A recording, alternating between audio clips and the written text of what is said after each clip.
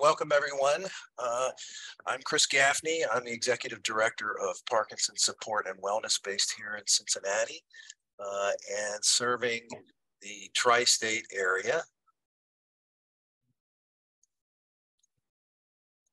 And this is the second in our series of monthly educational seminars. And we present those on Saturday mornings, usually the third Saturday of each month. And if you go to our website,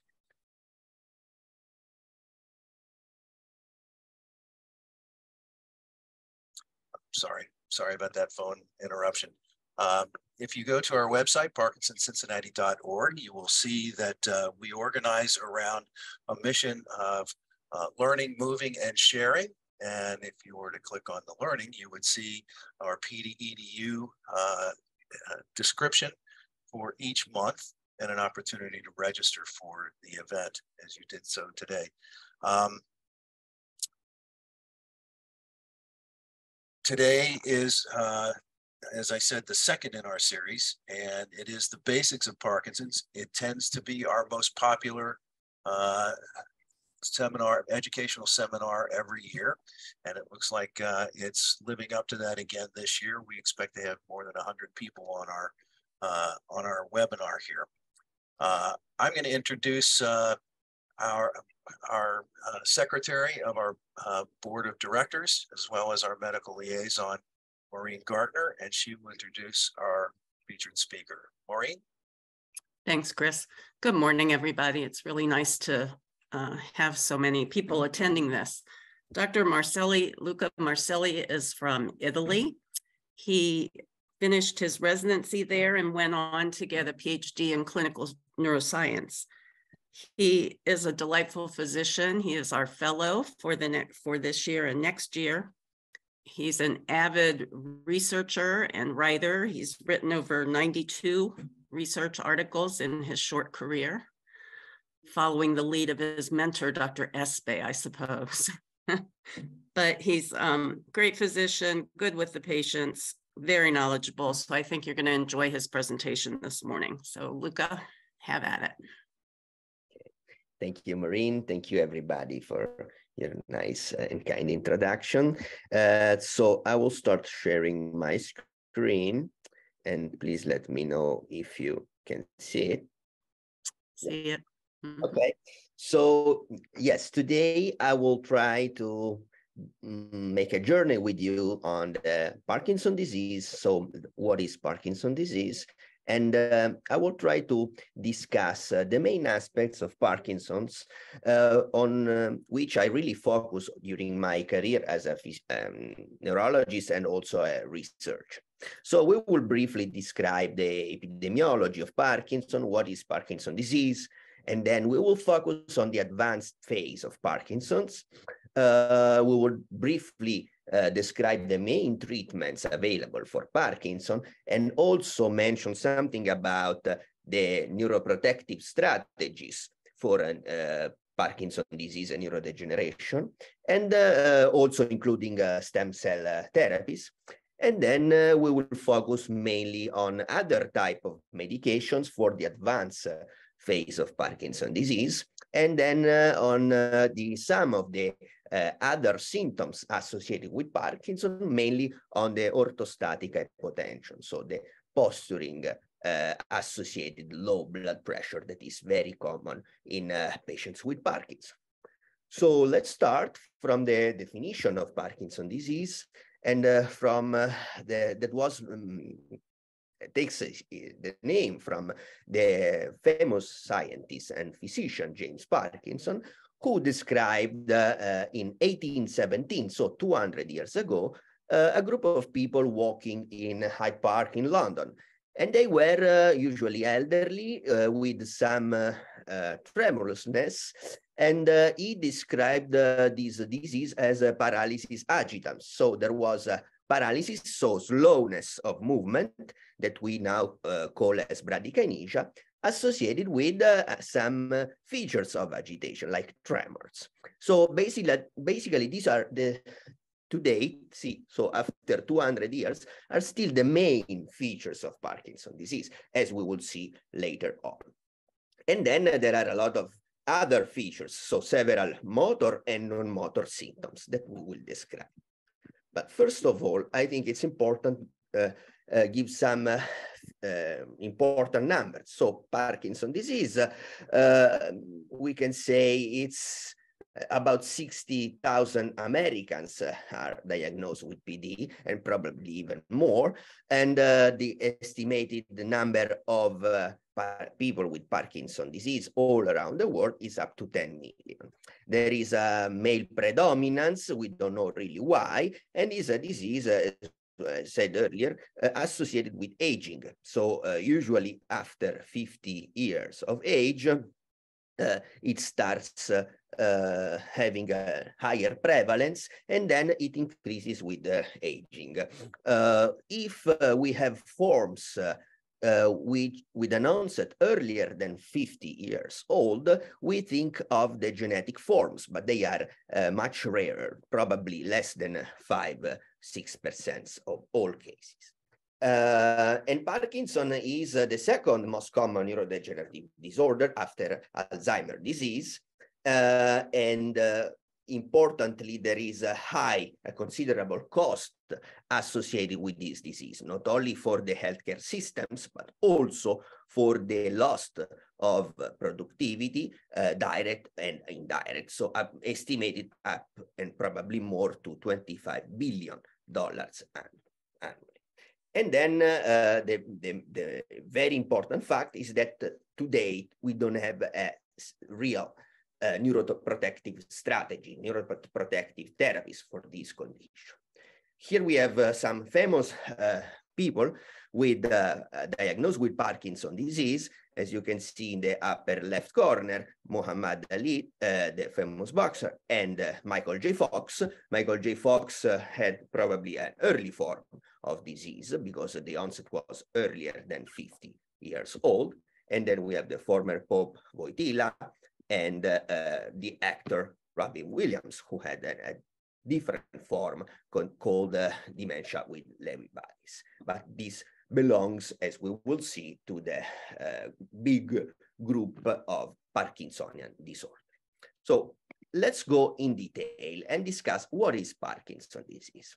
Parkinson's disease is defined by a clinical diagnosis. So the clinician, the neurologist, examine the patient and see that there is a cardinal feature that we call bradykinesia, that basically means slowness of movement, and a progressive loss of amplitude in this movement, associated with at least one of other important features, like tremor, as we said, rigidity, and postural instability, which makes the patient prone to falling. And of course, there should be no atypical features or red flags that we will examine later on. So I added here a short video taken from a nice publication on one of my colleagues in Italy, Dr. Bologna, to show you the difference between a patient, healthy subjects during finger tapping. As you can see, the amplitude is very high and the frequency is high, compared to a patient with Parkinson's disease. As you can see, the amplitude and the velocity is reduced, and it progressively reduces over time. And this means the bradykinesia, what we call as bradykinesia in Parkinson's disease. Just to give you an idea on what the neurologists look for when they examine a patient with Parkinson's disease. And then, as we said before, Parkinson's disease is a big term. Mainly it belongs, when we diagnose a patient for the first time, we say that there is a Parkinsonism or Parkinsonian syndrome.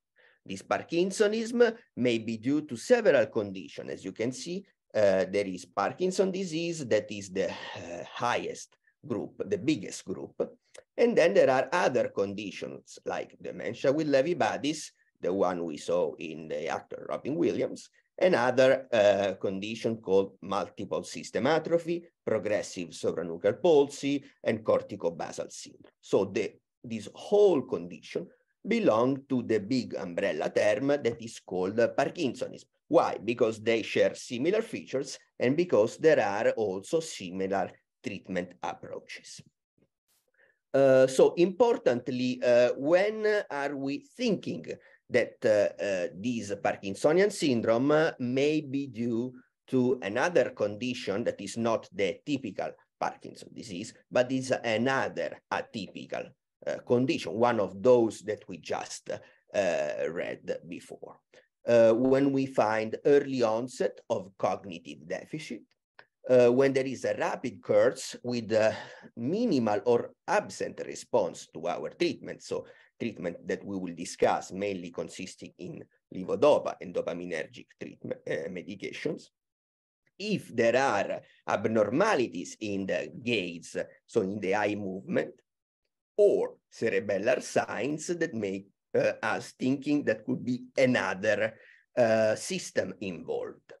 Finally, early urinary incontinence and early symptomatic postural hypotension. Postural hypotension or orthostatic hypotension is highlighted here because I will then discuss it more in details because it's very important in Parkinsonian syndrome. And Parkinson's disease is characterized by motor and non-motor symptoms, as we were discussing earlier.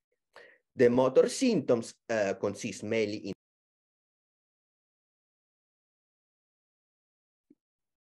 in the decreased arm swing, in the freezing of gait. Probably there is a problem with the audio. I don't know if you can hear me. They say there is a problem with the audio. Can you hear me? Okay. I can hear you off and on, Luca. Yeah, I don't know. They say that there is some echo. Echo, yeah. So I don't know if I should. So sorry to interrupt. On my end, it's not an echo. If someone's having an echo on their end, it might be best if they log off and then try to log back on to see if that solves the problem. If not, they should give either Chris Gaffney or me a call to assist. And my phone number is in the email address, Julia Burks. Thanks, Julia. Thank you. No problem. Okay. So basically, we have motor and non-motor symptoms in Parkinson's, and the motor symptoms consist of shuffling gait, reduced arm swing, freezing of gait, associated with different other abnormalities like a reduced voice tone or hoarse voice, associated with masked face or hypomania, as you can see in the figure here. Difficulty in turning bed, reduce in the amplitude of the handwriting that is called micrographia, dystonic symptoms, and also dysphagia, that means difficulty in swallowing.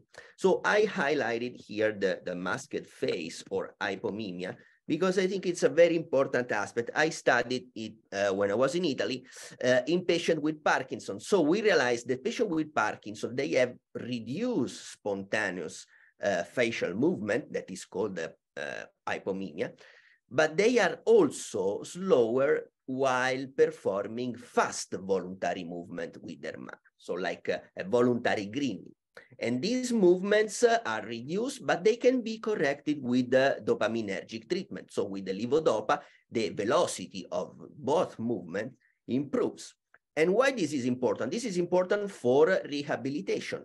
And as you can see in another recent article published by my colleague, Dr. Bologna, and a group of British researchers, they found that in Parkinson, there is also an impairment in emotion recognition other than the emotion expression. So while working with our physical therapist, we should take into account that this aspect of hypomania is very important because it could be an early sign of Parkinson, is responsive to levodopa, and may be associated to an impairment also in the emotion recognition. So our therapist should work on all these aspects. And then we were saying there are several non-motor symptoms that may range from the postural hypotension that we were mentioning earlier, excessive sweating, sexual dysfunction, constipation is a very common symptom associated with drooling, mainly at night, dysphagia, so the difficulty swallowing, some skin changes, dermatologic changes, because our brain originates, brain and skin originates in the fetus from the same cell lines. So the skin can be abnormal, there are some dermatitis that are more frequent in patients with Parkinson. And then the sleep may be involved, also with mood depression and some cognitive dysfunction. So these all symptoms are important because they can be present in different combinations in patients, and they should be treated and not neglected. Now, let's talk about Parkinson's disease from a biology perspective. So Parkinson's disease may be due to different abnormalities in our cells, in our brain cells. And as you can see, this can be viewed as a big puzzle in which there are different systems involved, and many of them are still unknown. So scientists are able to find some of these mechanisms that are not working properly in Parkinson, but many of them are still unknown. And so we should see Parkinson's disease as a big puzzle in which there are different systems involved, and probably each system prominently involved is different in each group of patients with Parkinson's disease. And this is an explanation on the idea that there are multiple types of Parkinson's disease, and each type, characterized by a prominent system that is abnormal, should benefit from a different therapy that is really tackling this mechanism that is not working properly. So the idea is that Parkinson is not a single disease, but a syndrome characterized by many different diseases, and each individual has a different form of Parkinson's disease. So you can see in this bell curve, the majority of patients is represented by this orange area, okay, in which the age at onset is over 50, and in which there are some motor and also non-motor symptoms. But then at the extreme of this curve on the left, we can see there are some of those with an earlier onset, perhaps earlier than 50 or even earlier, and with perhaps some rapid disease progression. And then we have some other people with a very slight form of the disease. And these are the two extremities. But the whole group is considered to date with the clinical diagnostic criteria as a single disease, Parkinson's disease. But this is what we are trying to address with our study group in Cincinnati. We will discuss it later on. We are trying to really find different subtype of disease which may benefit from different treatment approaches. And this is very important to us and to the scientific field currently. Now, we will focus on the advanced Parkinson's disease. So what is Parkinson's disease in the advanced phase? It's important to consider that Parkinson's disease starts at a certain time when you find this bradykinesia, rigidity, tremor, and so on, and then it tends to progress. When we start finding new symptoms like motor fluctuation, psychosis, problems with swallowing, falls, freezing of gait, important urinary symptoms, or cognitive symptoms, we are in the advanced phase of the disease. And this advanced phase, as you can see, other than the cardinal symptoms, starts showing very important new symptoms that we should not neglect. So postural instability, severe speech abnormalities, severe impossibility to swallow, associated again with important cognitive impairment. So these are kind of hallmarks of the advanced phase. And what happens in the advanced phase? So we start in the upper panel. You can see in the very early phase of the disease, we give levodopa, the pills of dopaminergic medication, every 4, 5, or 6 hours. So we give the pill, the levodopa goes in our blood, and we have a good clinical response. Then we give again the levodopa, but the clinical response is constant. So the patient doesn't feel any significant fluctuation in between the administration of the levodopa. The more the disease progresses, so when we go in the moderate phase, what happens is that the clinical response starts lowering a bit earlier than the administration of the drug. So there are some motor fluctuations. The patient perceives that the medication is not working properly. And then in the advanced phase, this therapeutic window becomes narrower and narrower. So the patient is given the levodopa acts pretty quickly in our blood, goes to the brain, but we have an excessive response of our body that is represented by the dyskinesia or wibbly movement. And then early after, the effects wears off. So the patient needs another administration. And this discontinued regulation of levodopa makes us more uncomfortable because we feel excessive effect, so dyskinesia, and then all of a sudden a reduction in the effect, so an unpredictable off phenomena. And this is the advanced phase of the disease. So recently with my colleague Abhimanyu Mahajan, we tried to revise all the study which really focus on the advanced Parkinson's disease.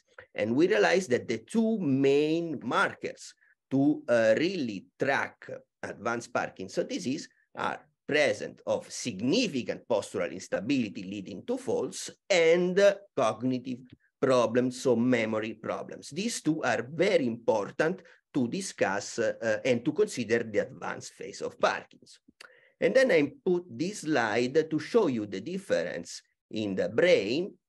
This area is called midbrain, between a patient without Parkinson's disease and a patient with Parkinson's disease. This is the main area, the substantia nigra, that is abnormal in Parkinson's disease. This is another section of our brain. Here is the cerebellum, here is the brainstem, and here down there is the spinal cord. This is the area where substantia nigra is produced, this tiny brown or dark area.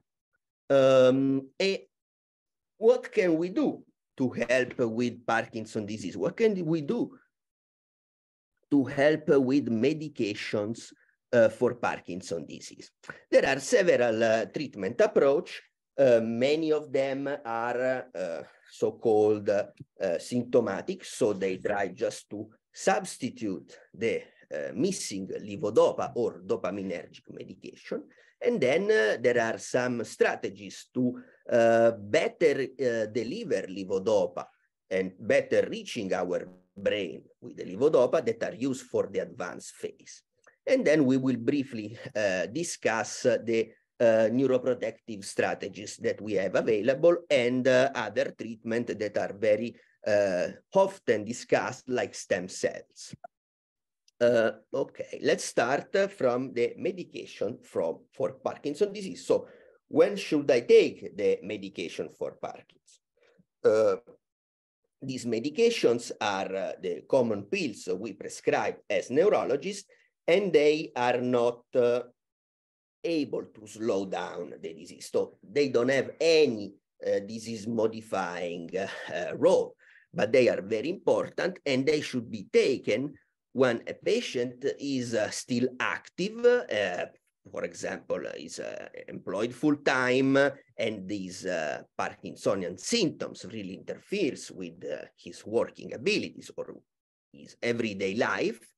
or if the patient start having some falls or increased risk of falls. But really is something we discuss with each patient case by case, and then when based on the patient needs, the lifestyle, and really what the patient prefers, we can discuss when it's time to start treatment.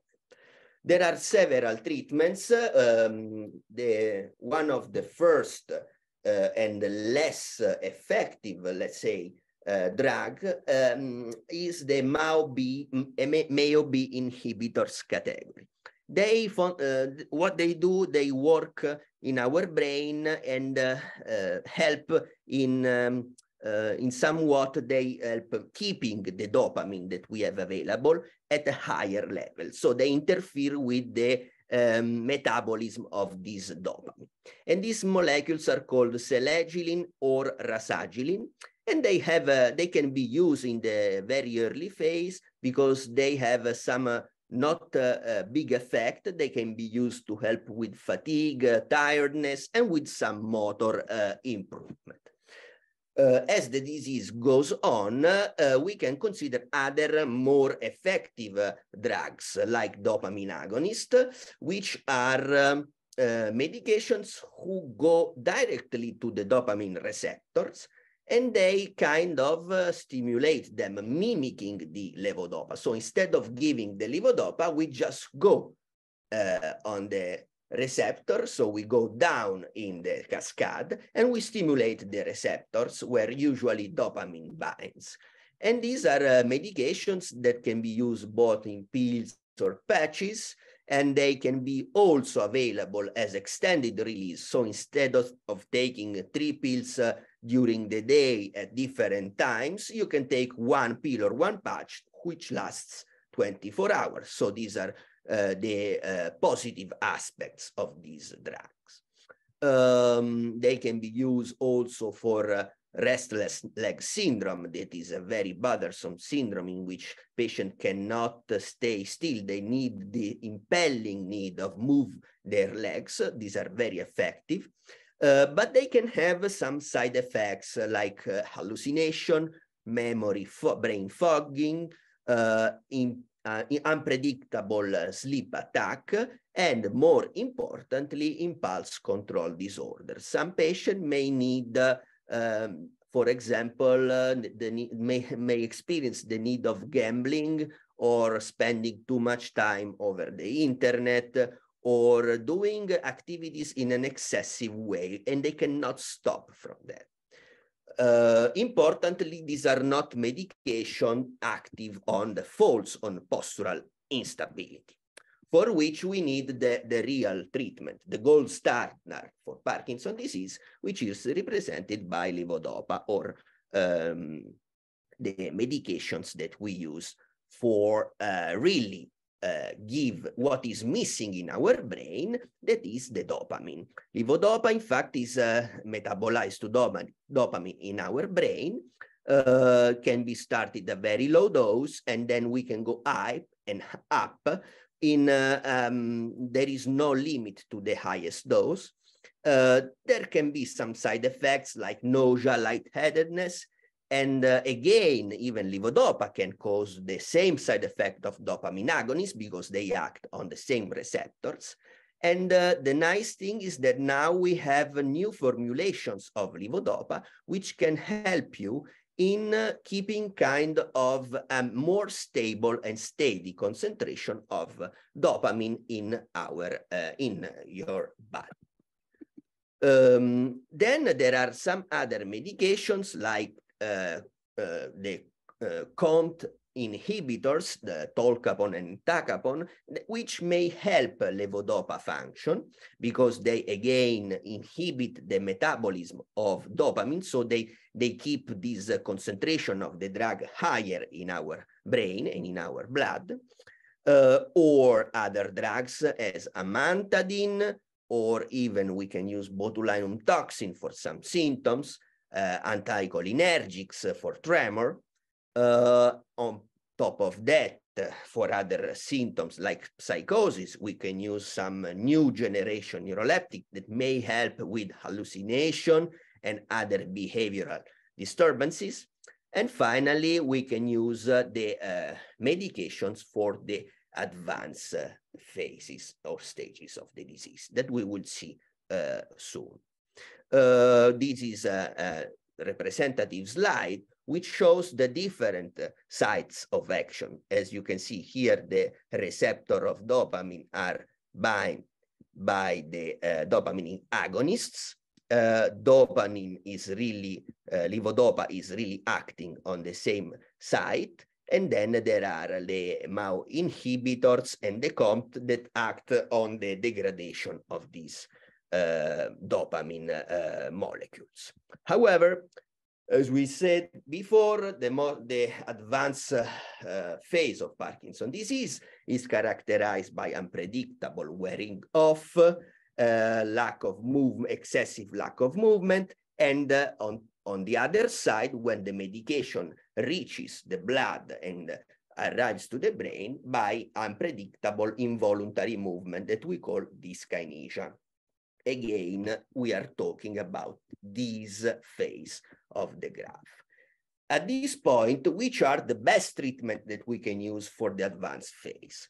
There are many available treatments, but I will focus on 3 of them that are apomorphine infusion, levodopa, carbidopa intestinal gel, and deep brain stimulation. Recently has been also approved high-frequency focus ultrasound. That is another technique that is basically based on ultrasound that create a scar in our brain, and so it may be indicated for those patients who cannot undergo deep brain stimulation. But I will not focus on this technique in this talk. So the levodopa carbidopa intestinal gel is delivered directly in our stomach through a gastrostomy, so a small hole in our abdomen, and with a tube linked to this cassette, it delivers a liquid form of levodopa. Then we have the continuous subcutaneous apomorphine infusion that is delivered through a pump directly in the abdomen, but also in our sides, in the subcutaneous tissues. And then we have the deep brain stimulation, which are 2 different possible target sites according to the main symptoms. That could be the internal globus pallidus or the subthalamic nucleus. Why these 3 techniques are important? So the infusion of apomorphine is really the less invasive and cheapest solution, and it may allow a continuous dopaminergic stimulation bypassing the stomach effect. So we don't need to ingest a pill because it goes directly in our bloodstream from the subcutaneous tissue.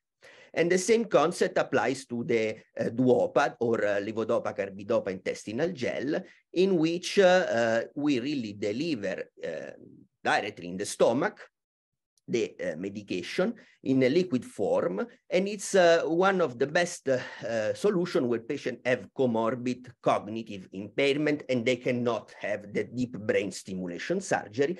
That is probably one of the best treatment for tremor, dyskinesia, and fluctuation from off and on phenomena. This is a nice study which is showing, this is a scan of the stomach of a patient.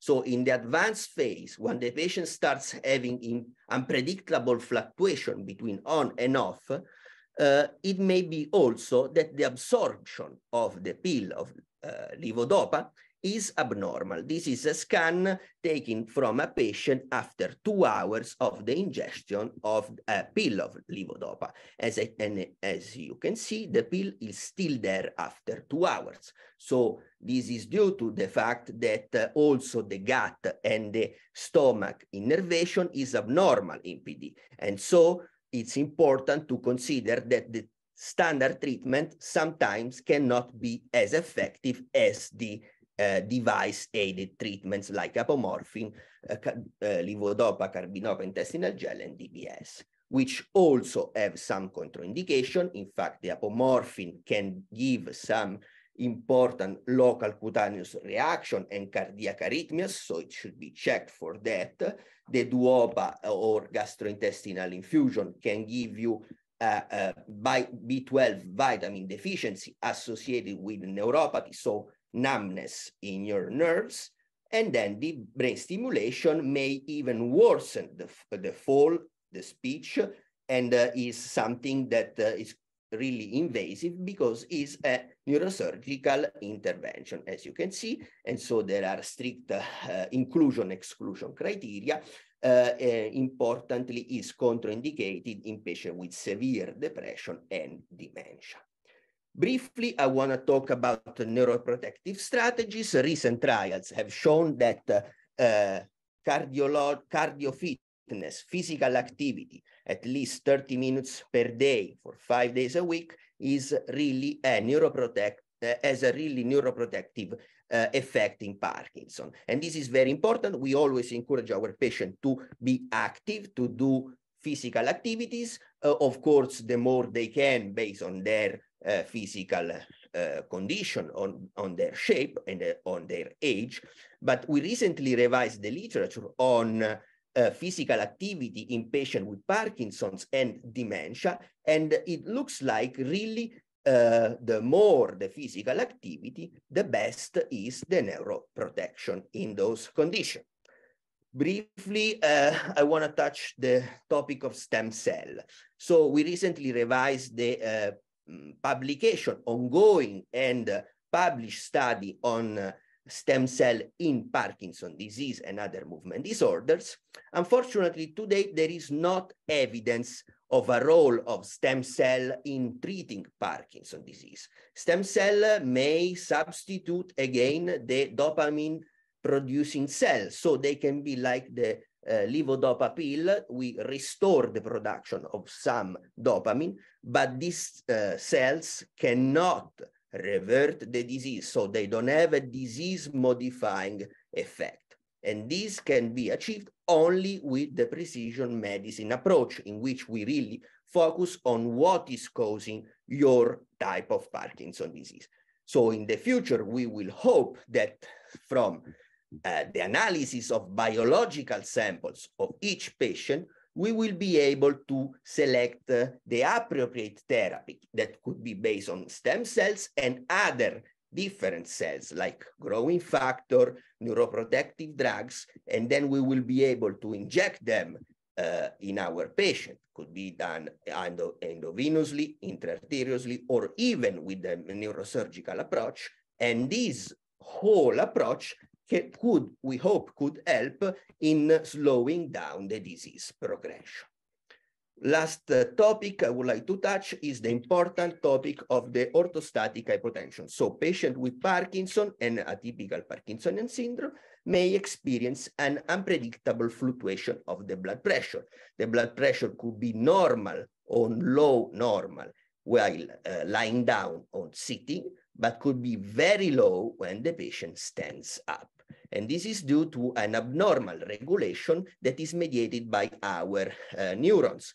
So in the beginning of the disease, patient may experience some fluctuation in their blood pressure, and the more the disease goes on, the more this fluctuation is elevated, and the more the cognitive function is worsening.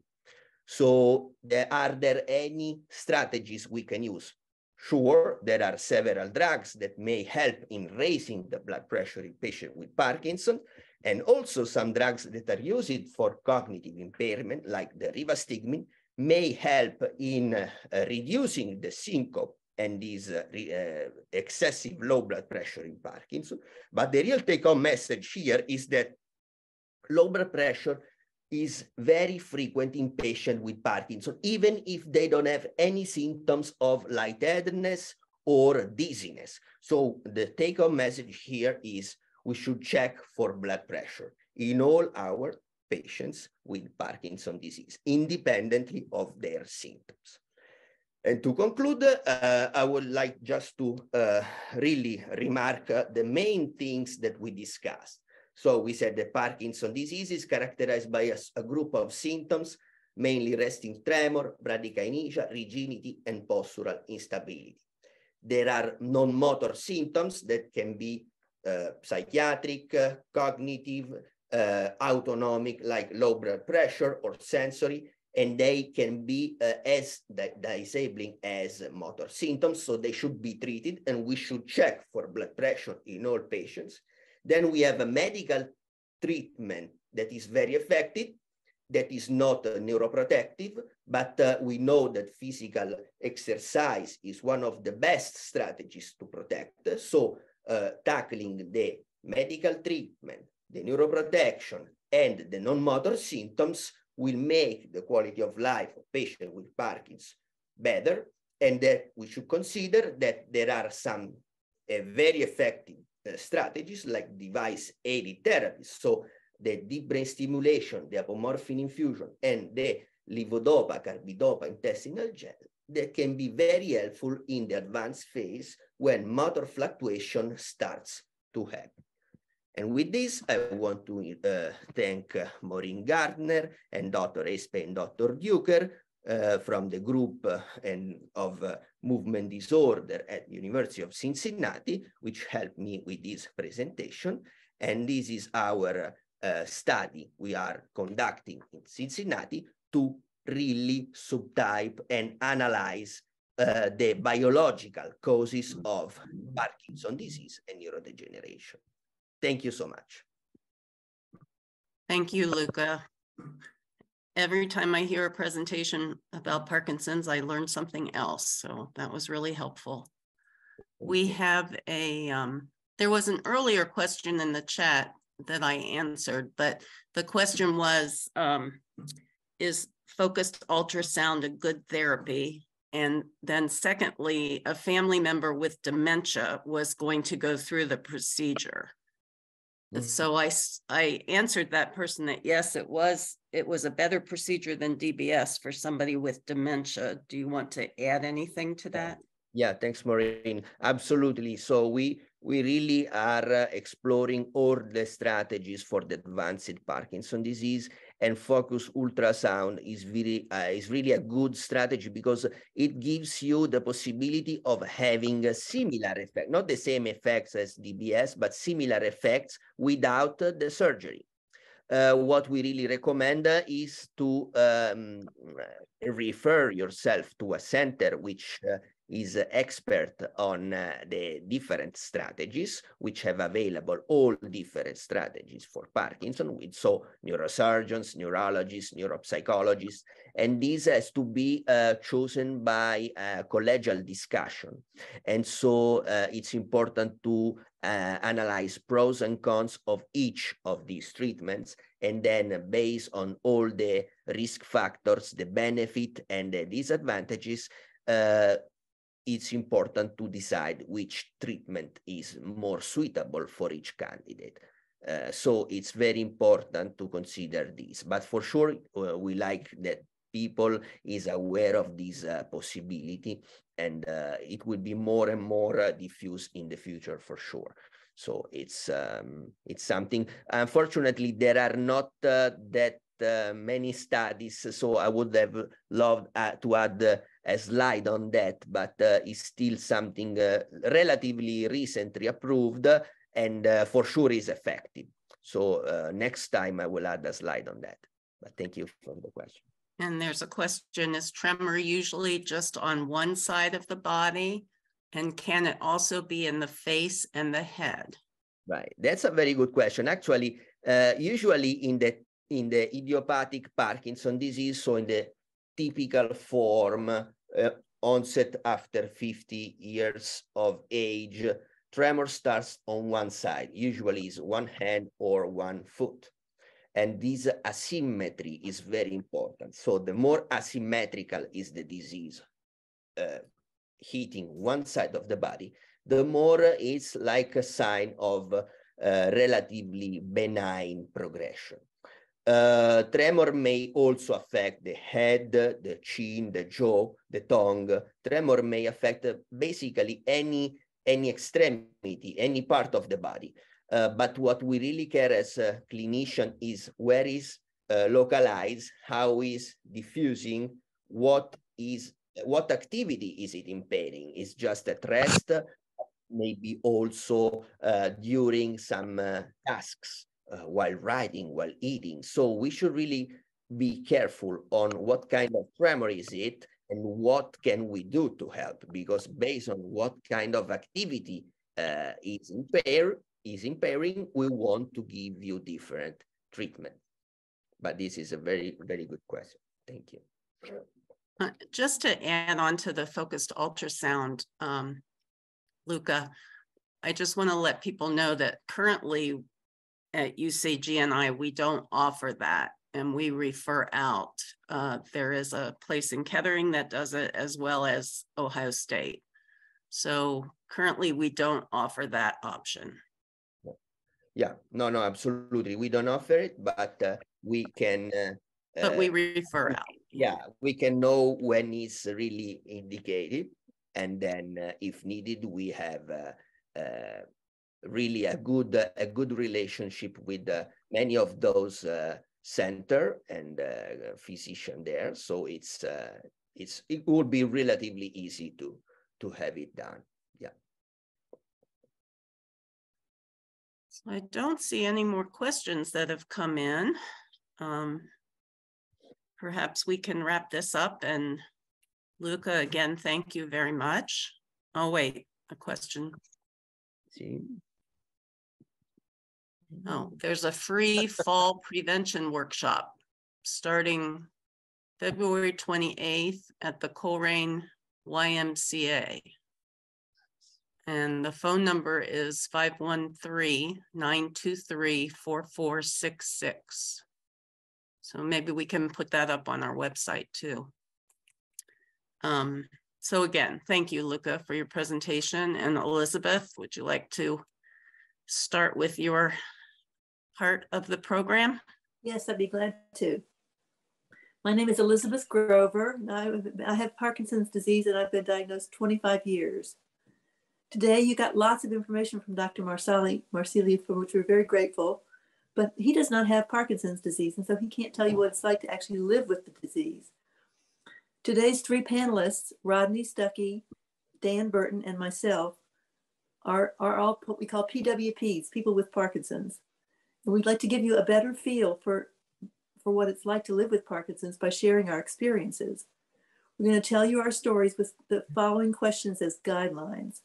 What was our reaction when we were diagnosed? What were our fears and our expectations? What has the reality been? How did that compare to what our fears and expectations were? And what steps have we taken to manage our disease? We're going to start with Rodney, because he has been diagnosed the shortest period of time. We can find him. There he is. Yes. Hello. Go ahead. Okay. Yeah, my name is Rodney Stuckey. I'm a teacher at College Conservatory of Music, and I've been was diagnosed with Parkinson's in around 2016.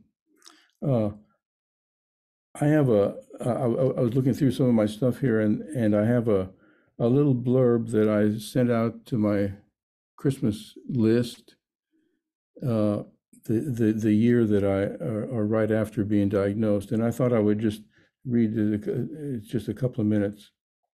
So this is the holiday letter. Just one thing, I teach in the preparatory department at the CCM. My wife was the voice teacher at CCM. And she had just retired just before writing this. So this is what I wrote to my friends. It's been quite a fall for us. On the one hand, we've been to New York to hear a recital by a former student of Mary. Mary is my wife, in Carnegie Hall, and we've gone to Ithaca to do a recital and for Mary to do a workshop. Both were delightful and fun outings. I'm enjoying this lighter load and having Mary around in her retirement. On the other hand, in late October, I was diagnosed with Parkinson's disease. Oddly enough, in many ways, it's been a blessing. I have felt for some time now that something was not been right. There have been a number of smallish things happening to me, but I never put them together.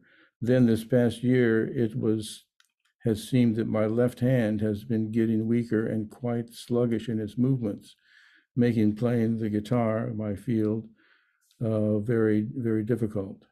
I ended up at the neurologist and the diagnosis of Parkinson's. The good news is that there are a number of positive strides that have been that are possible to help you through Parkinson's changes. These include medication and exercise. Consequently, I'm on medication now and also have upped my daily exercise to include a workout designed especially to lessen the symptoms of disease.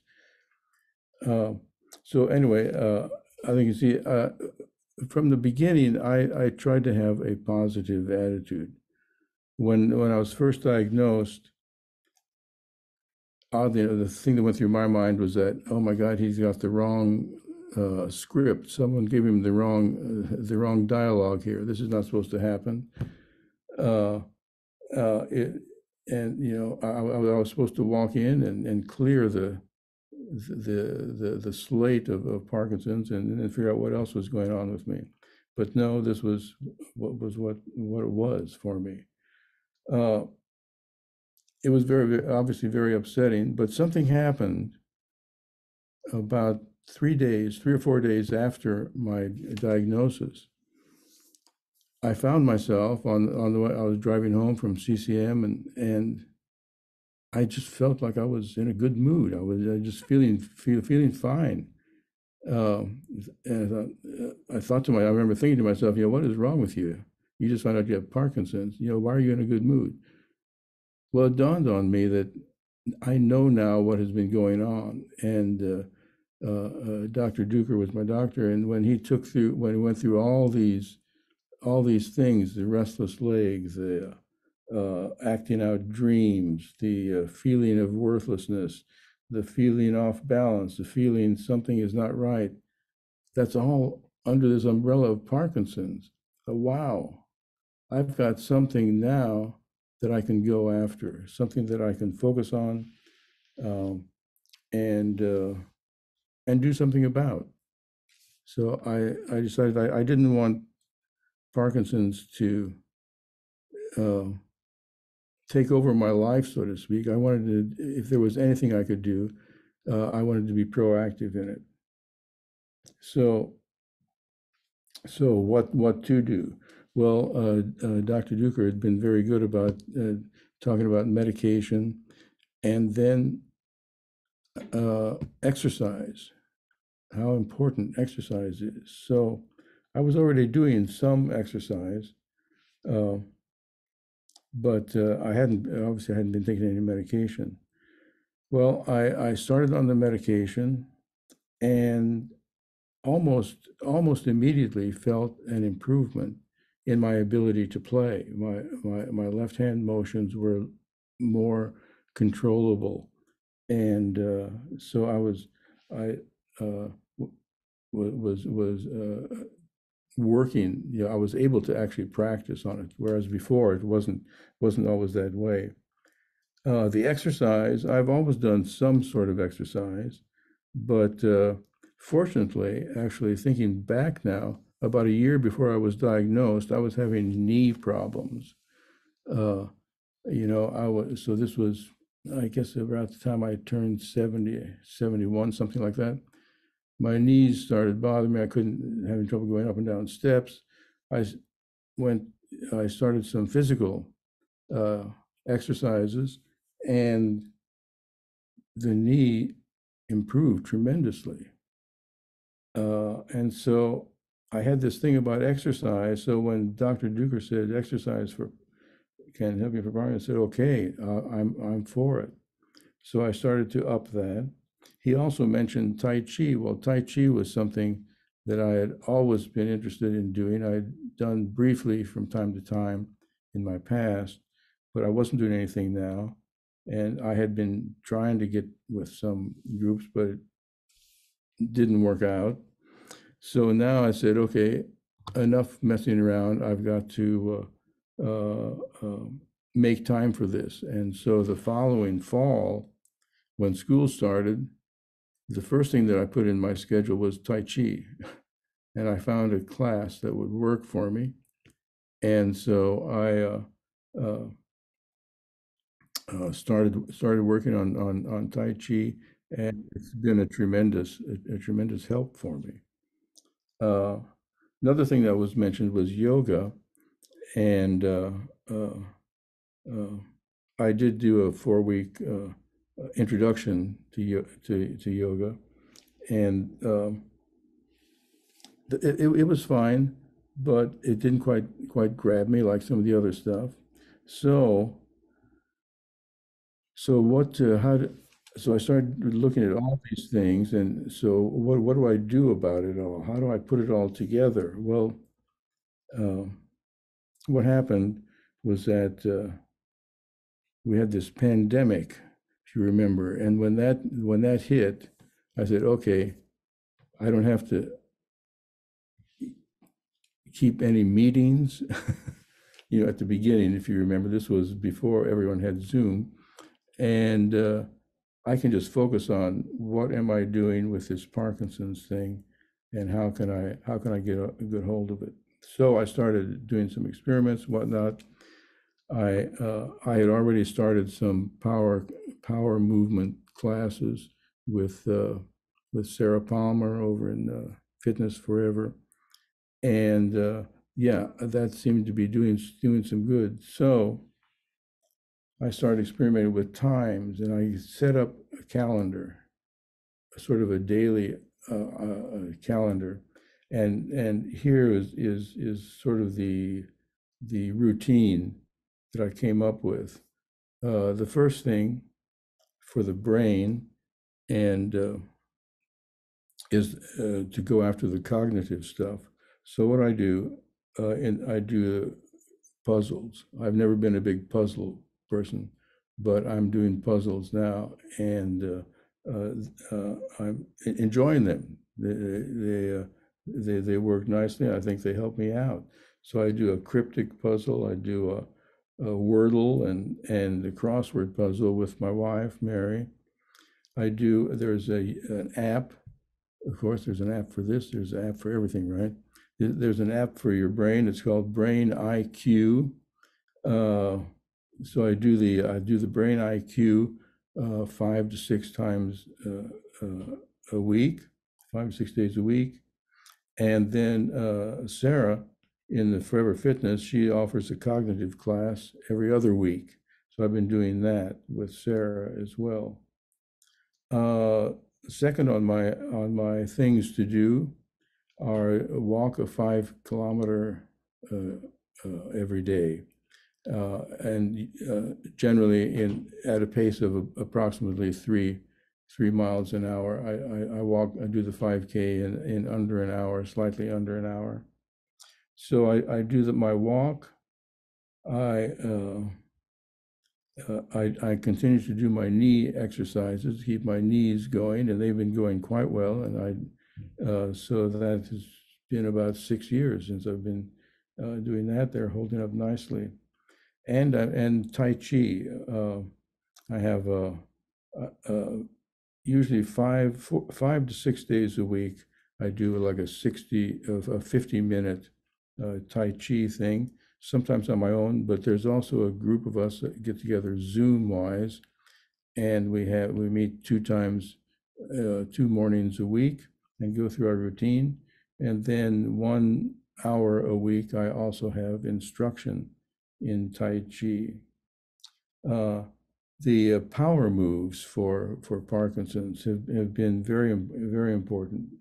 I started off with Sarah just doing one a day, one a week, thinking that, well, the other days of the week I can work on my own. Well, what I didn't realize, of course, since I was not a physical therapist, that people actually know stuff about this thing, and they can be helpful as to let's get warmed up first, and then let's get into this, let's get into, et cetera, et cetera. So that's on a whole nother level. So what has happened is over the last few years, I've gradually worked up to, I do at least three of the Forever Fitness classes, or not three, four. I do four a week. And, with Sarah, and a nice thing too that they do is they offer these videos so you can actually go into the library. So if my schedule gets screwed up and I can't go to my class, then I can go to the library, do a workout. And I've used that several times. I've used it on travel. It's been very, very helpful while I'm traveling. So I do those, like I say, 4 times a week, the power, and actually the power moves I do as needed. I mean, sometimes if I've been practicing my guitar and lute, and I may get up and do 5 minutes of stretches of some of the power moves, emphasizing the stretch. So anyway, so there's a lot that can be done. I think I probably yapped on here just about enough, but anyone getting into this, I would say really encourage you. The exercise thing is so important. My wife and I just came back. We had a little vacation in December. Went to Mexico to visit some friends, and I sort of got off my schedule there, and started getting some restless leg syndrome stuff, and a couple of other little things like that. So what I did, I just dialed in the Forever Fitness, went to the library, checked out a video, and did a workout, a nice power workout. Made me feel much better. So anyway, it's been an interesting ride. Oddly enough, at age 78 now, I feel like I am in better shape and more on top of myself than I was 6 years ago when I just first learned this. So as I said in my note to our friends, it has been a blessing because it has given me some new energy and pizzazz for life, I guess. So I think I'll put a stop on it there. But it's something I feel very, very strongly about, and we can do some things about this.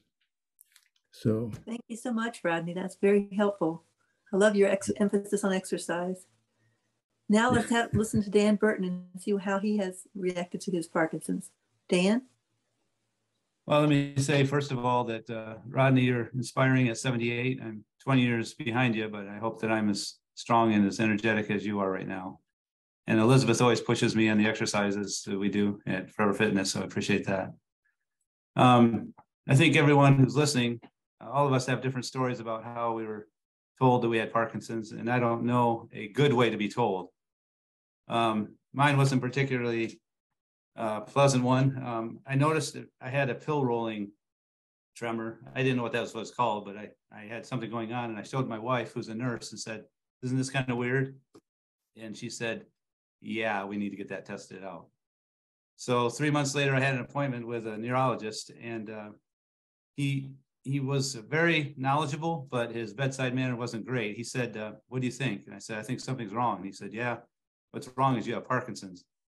And I said, "Oh, well, what do I do with that?" And he said, "Well, usually my assistant helps you here, but she's on vacation. So what do you want to know? And I'll tell you." And I said, "I don't know anything about Parkinson's. What can I expect?" And he said, "Well, you're 48 years old, so you're younger than most people when they get it. But he said there's about 4 stages. What happens is you're going to have tremors on both hands. Then you're going to start losing your balance. Then you'll be in the wheelchair. Then you'll be in a bed and you'll not be able to swallow." And he said, "Those are the main 4 stages. And that's when it ends." And I said, how long at each stage? He said, well, because you're young, maybe 2.5 years each stage. I said, so in 10 years, you're saying I won't be alive. He said, well, that's just an estimate. That's my estimate right now. Now I want to jump in there and say, that's bunk, in that we don't control everything in our life for sure, but we can control some things. And Rodney's nailed it, and Elizabeth will too, as far as what exercise does for us. But we do have an input there. And I want to say that I left that doctor's office confused, and I was saddened and lonely. My wife of 23 years was dealing with some family business in another town, so she was not there. So I remember driving around thinking, I've got an 18-year-old, a 16-year-old, and a 12-year-old, and what's going to happen now? Are they going to have a dad for very much longer? And two of my big concerns, I remember when I was first thinking about my family, was all I could think of was dyskinesia, and I was going to have that anytime soon. And I was afraid I was going to be an embarrassment to my kids, and that I would not be able to be in public.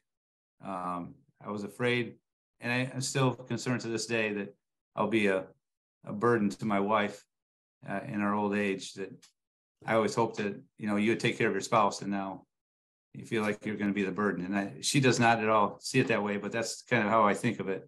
And so I was nervous. That was it'll be 10 years ago on June 17th that happened. And so we waited before we told our sons, and then I later told my parents, and those were tough things. But the first stage I kind of went through was one of mourning the loss of the future I thought I had, of just being a person in shape, maybe running 5Ks or 10Ks until I'm 80. And what I've realized is I still have some of that control in my life. I thought I lost all of that, but I didn't lose control of all those things. But I know that I suddenly felt like my days were numbered, and I was burdened with the thought that each day was going to be worse than the day before, and that it was just going to be this continual decline. I will say that faith has always played a big part in my life, and my wife and I were missionaries in Ethiopia for 8 years, and we saw a lot of disease and injustice. We saw a lot of people that died much too young from diseases and infections that could have been prevented. And so I've seen all of this to know that I've been given a life beyond what I deserve. And so I wasn't feeling woe is me, or like God owed me anything, or that God was separated from me at that time. And I never asked why me. There's a verse in 1 Corinthians that says that God will never give us more than we can bear without providing a way of escape. And I've often had the conversation with God, kind of like Tevye in Fiddler on the Roof. I don't think your view and my view of how strong I am is the same, because giving this thing of Parkinson's, I thought was too much.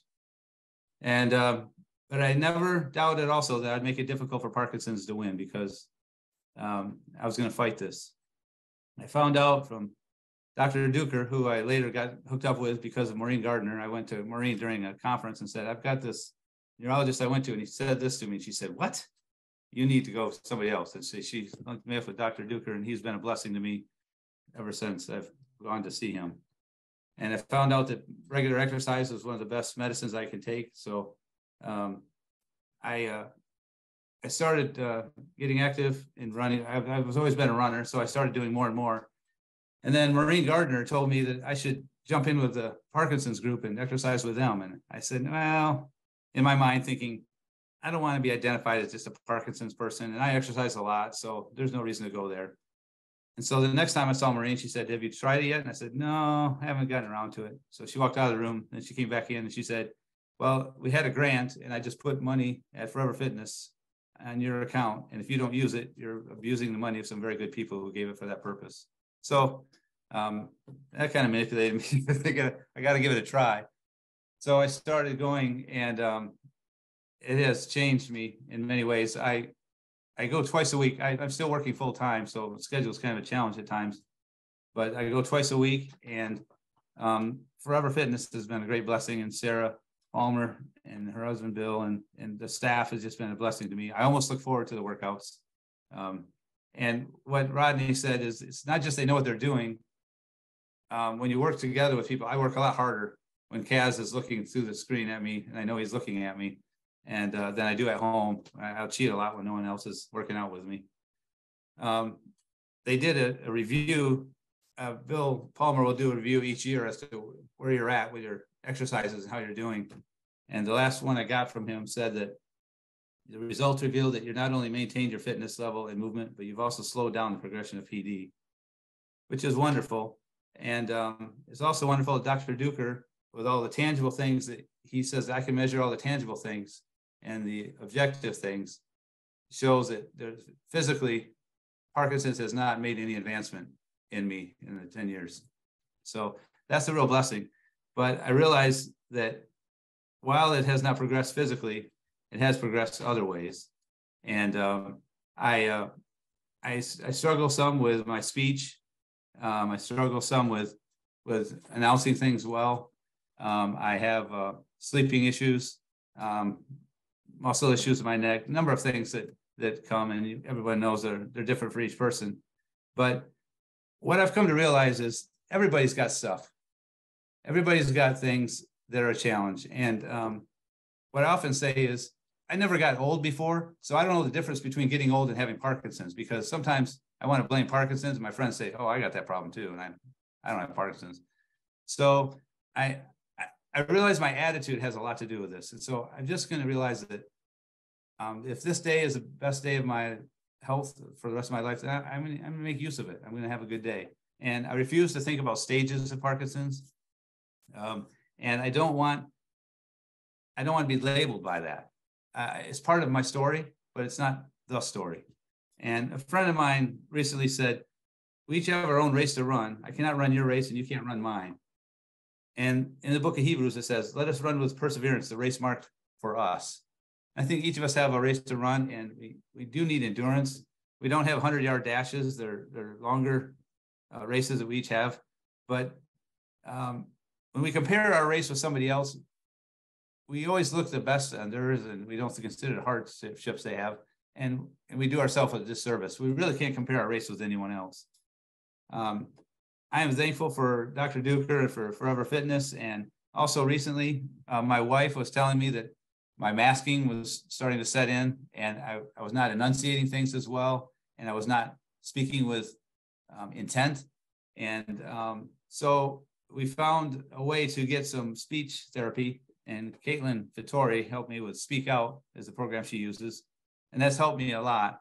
I have to concentrate, because if I don't, then the volume of my voice goes down, down, down, and I don't enunciate as well. So I have to think about that a lot.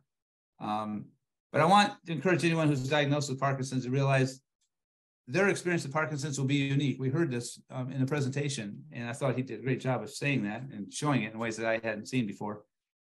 But we all have different experiences and different challenges, but to lessen the impacts of Parkinson's in our life, we need to exercise, as you're saying. And there's a lot of ways you can do that, but I think when you do it with a group of people who understand what you're going through, there's a unity you get there.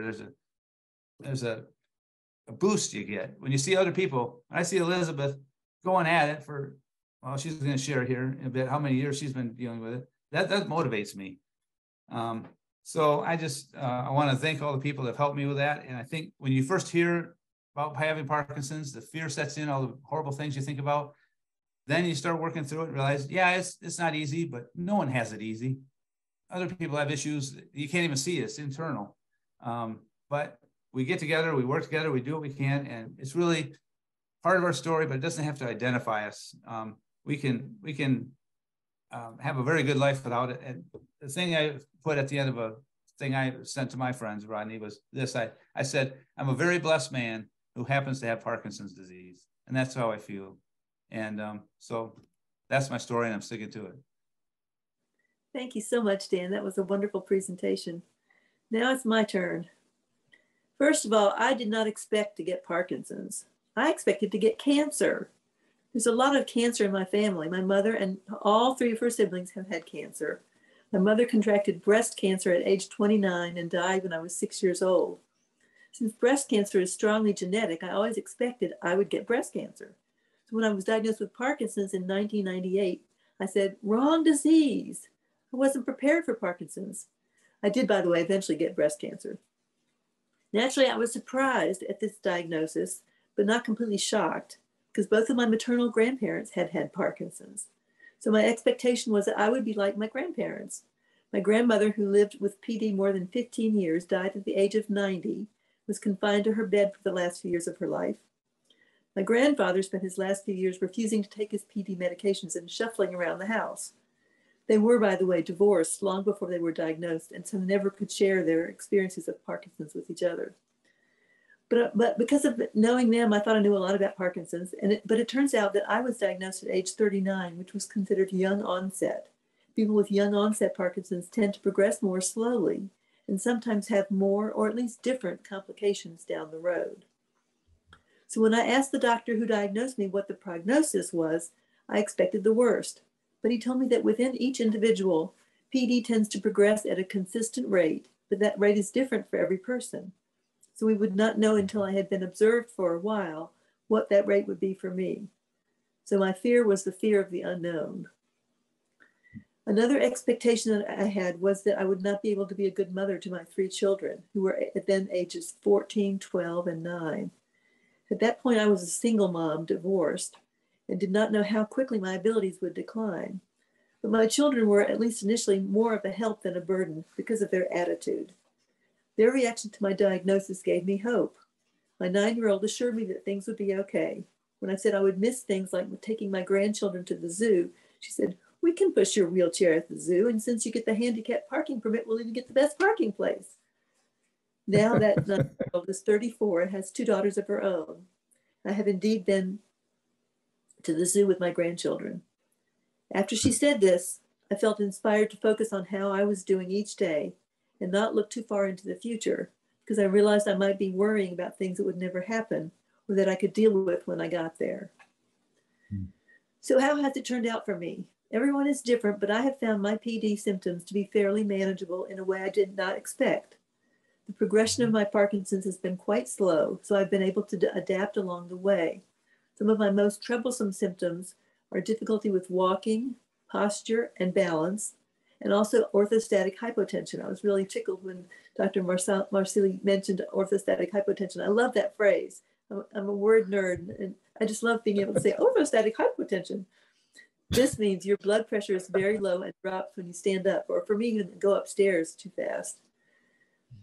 I've adjusted to increasing severity in each of these by targeting the symptoms in my exercise and by putting safety rules into place for myself, such as always taking hiking poles when we go hiking, being sure to light the stairway before I go up or down. I don't allow myself to walk up and down stairs with just socks on. It either has to be bare feet or shoes. I'm very strict about some of these safety rules for myself. It's not easy to control my tendency to take small steps or my lack of balance, but when I work hard to correct these deficits, I can make a difference. Being this vigilant is, however, exhausting. So what steps have I taken to manage my Parkinson's? The first and most important step for me is exercise. When I was first diagnosed, I had a friend who set up walking buddies for me. I tried to exercise 2 or 3 hours a week. Over the years, I've added more and more exercise opportunities. I've done Tai Chi and yoga. I try to take a walk or hike almost every day. Interestingly enough, one of my regular walks is every Wednesday I walk with that same buddy that I had originally had set up the walking buddies for me. Over the I attend Parkinson specific exercise classes, such as the ones that these guys had also mentioned, 2 to 3 times a week. I work out with 2 different personal trainers who specialize in Parkinson's, and attends PD-specific dance and boxing classes. During the month of February, in most years, I shovel snow. Not this year, though. Currently, I exercise 10 to 12 hours a week. Exercise makes your body produce more dopamine, gives your muscles the strength to combat the physical symptoms of Parkinson's. It improves mood, and the stretching part of exercise helps combat rigidity. I truly believe that the reason I can manage my PD is that I have slowed its progression by exercising a lot. When the rate of decline is slow, I can adapt along the way. I get used to each new symptom. By taking them one day at a time, I can deal with it. I've also tried to learn as much as I can about Parkinson's. I have attended conferences, webinars, and meetings. I've read books and articles. I've worked to make information available to others with PD. I've even written a book about hiking and Parkinson's. And currently I'm writing for the Parkinson's Support and Wellness blog, which is fun, a fun place to write. As I learn more, I've also learned that many families affected by Parkinson's need more information and support than they're getting. This has led me to become involved in the Parkinson's community. My involvement in the local PD community has taken many forms. I have served on the board of Parkinson's Support and Wellness for over a dozen years. I've served on the program committee for nearly 10 years. I have been instrumental in starting exercise classes, the Dance for PD program, and the Steady Stride Singers. I've started programs for the newly diagnosed. I won the Sunflower Victory Award in 2018 for my contribution to the Parkinson's community. I find this community involvement very rewarding because it keeps my brain working while at the same time sending me an abundance of gratitude. It also helps me stay connected with others. Keeping that social network active has been especially difficult in COVID times, but it is very important. A recent study actually found that the single best predictor of decline in Parkinson's is a sense of loneliness. I find that amazing. Single best predictor of decline in Parkinson's is a sense of loneliness. Finally, though it's easier said than done, I think perhaps the most beneficial step I've taken is my intention to keep a good attitude. Attitude makes a huge difference in the amount of stress in my life. Just believing that I'm doing something proactive gives me hope that I can continue to stand up to this disease, and I won't let it completely control my life. So what advice would I give to those newly diagnosed? I would strongly encourage you to start a Parkinson-specific exercise program. Find some classes and some activities that you enjoy and stay active. Developing this habit now is imperative in keeping your PD manageable. Learn as much as you can about Parkinson's disease. To this end, I would like to invite you to another program which, since it follows the basics of Parkinson's, is called Beyond the Basics. This is a 2-session small group experience just for those that are newly diagnosed within the last 1 or 2 years. Beyond the Basics will help you determine what the next steps are in your PD journey, identify the resources you need to take those steps, and learn how to access those resources. You will hear some of the same advice you're hearing here today. That's because it's very important. You'll also get to meet others with PD and learn from each other. The program will be held on Zoom on February 25th and March 11th at 11 a.m. Those are 2 more Saturdays coming up. And you can learn more about it on the Parkinson's Support and Wellness website, as well as you can register there. So learning to manage your PD may be the best thing you ever do. When you do, I hope you'll discover that you can live well with Parkinson's too.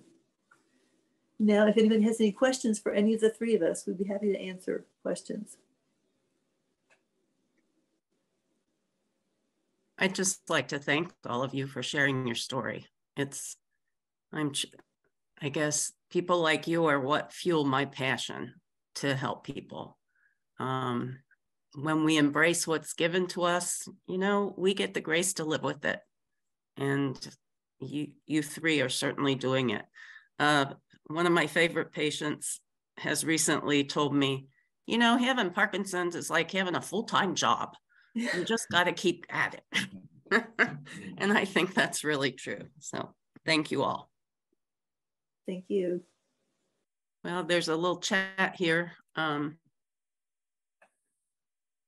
Couple of thank yous. This presentation is full of wonderful information from the doctor and these brave patients.